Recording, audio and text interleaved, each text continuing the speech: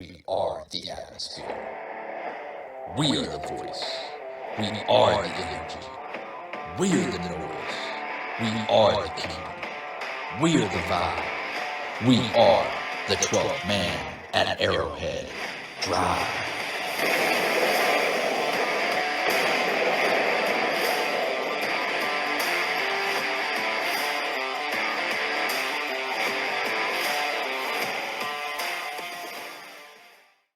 What's going on, everybody? Welcome to the 12th Man at Arrowhead Drive. I am your host, Kevin Britton, bringing you all your Chiefs content every Sunday, every Wednesday, right here on Stadium Drive Sports.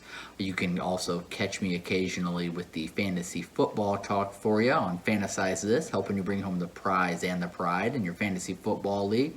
That'll ramp up a lot more as the season approaches. And lastly, you can catch me every Tuesday, 8 p.m. Central Time on The Combo Show Live. Me and Sean Barr, host of the Royal Way, go live every Tuesday, there to answer your questions and interact with you guys, all on The Combo Show Live. So be sure to tune in. Now, if you guys can't make the live, but you do have some questions, send us an email, stadiumdrivesports@gmail.com.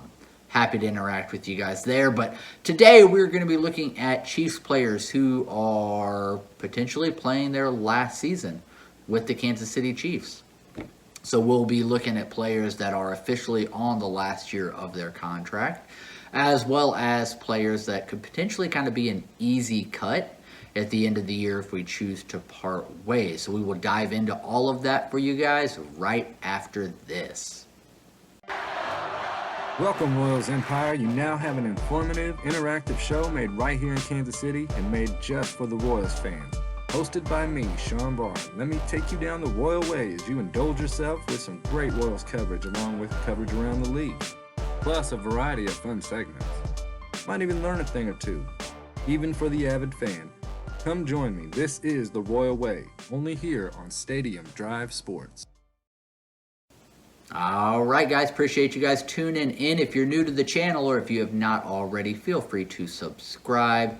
It's not going to hurt you any to subscribe. It's going to help you find us a little quicker and easier. And honestly, it's very beneficial for us. It allows us to be able to get this out to more Chiefs fans, which is ultimately what we want to do. We are fans for the fans, so we would appreciate it. Of course, if you guys like the content, give the video a thumbs up. That way we know you enjoy what we're doing here at Stadium Drive Sports. But with that being said, guys, let's go ahead and hop right into it here today. So let's take a look at the players on the final year of their contract and then some potential cut candidates after this year as well. We're just going to run down the list. I have an asterisk next to players that would be projected starters or that are key depth pieces on this team. So both of our backup quarterbacks, final year of their contracts, Chad Henne and Shane Buechele. I think quarterback, obviously we're set with Pat. So it's just a matter of that backup. I think it's an easy role to fill, whether Henne wants to come back for another year after this or we want to bring in another backup vet. And, we can always keep churning over the backup veterans. And we can also keep churning through some of the young guys that we kind of develop until we find one that we really think is a huge hit for us. Running back, we're losing Ronald Jones. He's here on a one-year deal.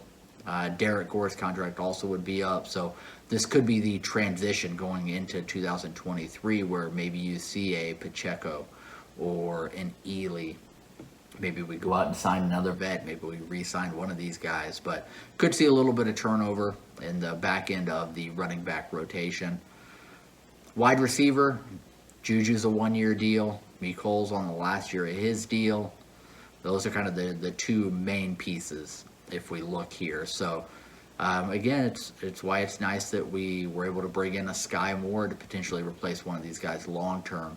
Hopefully Justin Ross, hopefully he is a hit that we all hope he will be, which could be a replacement for one of these guys. So we're kind of filling in these spots already, but we could continue to look to upgrade at that position after this year. And again, we never know what's going to happen. Juju could potentially be back. Hardman could be back, so we'll wait and see.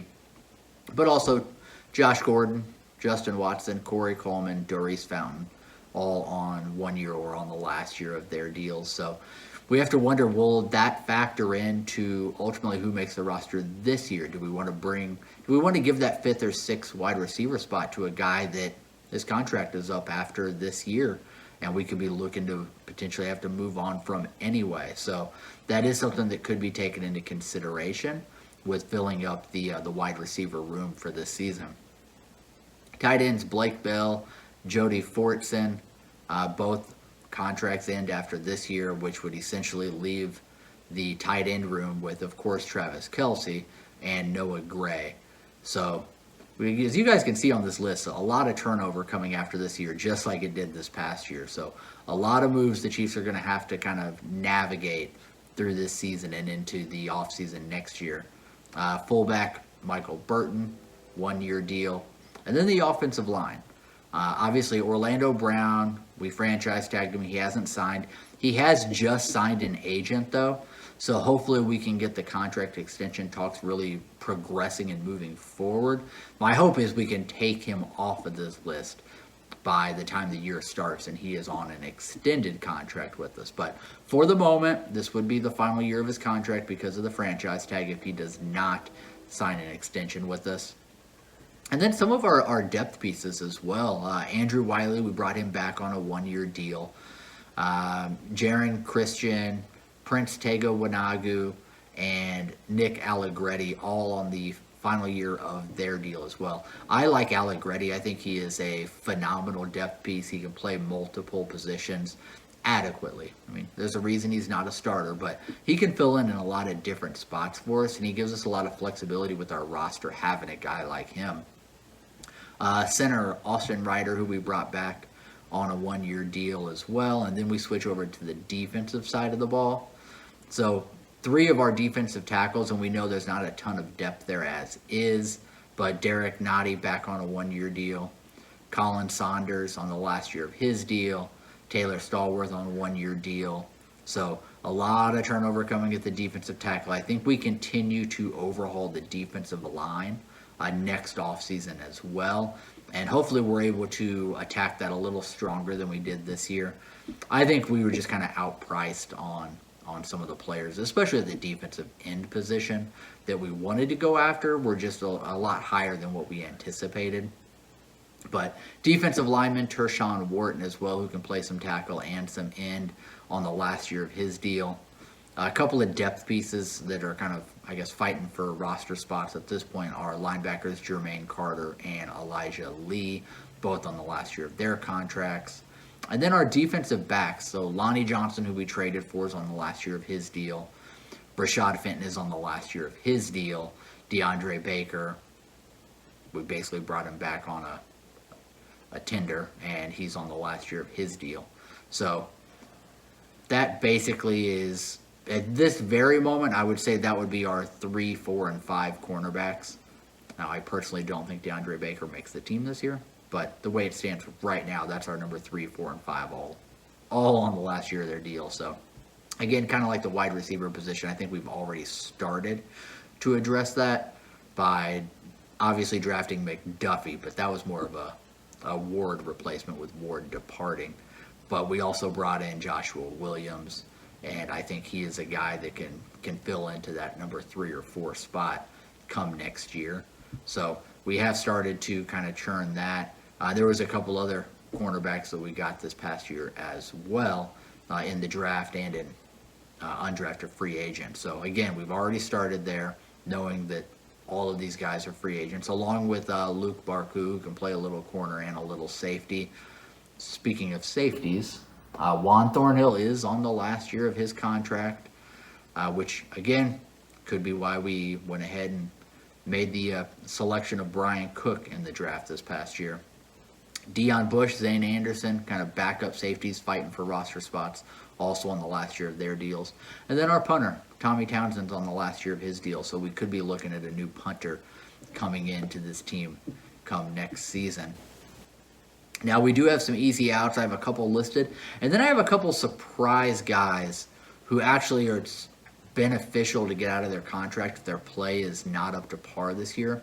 So there's a couple of guys we need to really look at what they do this year, and then we can decide is it possible we move on from a couple of potential big name players on this team? So let's take a look at some of the people we have easy outs on, and then some surprise cut candidates for next year as well for you guys. We'll take a look at those right after this.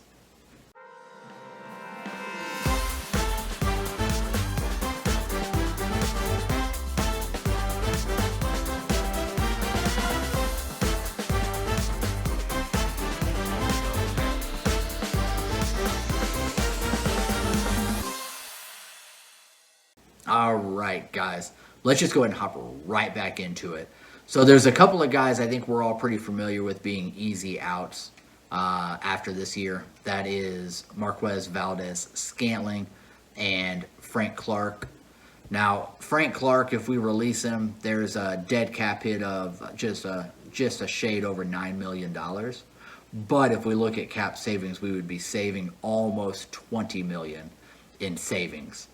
The way it sits right now, our cap for next year, we're good. We're under the cap by, a little over $17 million. Well, if we release Frank Clark, you can add another $19 million to that amount, which would take us to $36 million roughly. I think we'd be under the cap. MVS would be a $4 million dead cap, but $7 million in savings. So definitely looking to see how MVS is integrated into this offense so we can determine if he is somebody we need to keep around for next year. Again, keep in mind, Juju and Mecole, both their contracts end. So it might come down to those three guys. We either keep MVS or we try to re-sign Juju or Mecole. So it'll be very interesting in that wide receiver room. But a couple of guys that could be potential surprise cuts. And really, again, this depends on what happens this year. If they're productive, I don't think there's any way we cut them. But if we see a huge regression in their play, then they could be trade candidates. And if we can't get a trade, maybe we do cut them just because the money makes sense. The first one I don't expect to happen, but I wanted to at least let you guys know. Chris Jones, if we were to release him after next year, $7 million dead cap, but it'd be a $20 million savings in the cap. So again, I'm just throwing this out there. If there is some, crazy regression, let's say Chris Jones has 2 sacks, 3 deflected passes, like just ridiculously low numbers, that option would be there. But again, I don't anticipate it by any means whatsoever. Harrison Butker would be a $700,000 cap hit, but we would save $3.7 million towards the cap, which significant money. I think he's a very, very good kicker. Again, don't anticipate it happening. Just know it's a possibility. Along with long snapper James Winchester, he would be a cap hit of only $155,000, but he would be a little over $1 million in cap savings. So again, just an option that is out there. Along with Mike Dana, almost $66,000 cap hit, but if he were released, we'd be saving a little over $1 million. So money-wise, these are just things that make sense if the production on the field is simply not what we expect from these specific players. I don't necessarily anticipate them, but some of them would potentially make sense depending on how this year goes.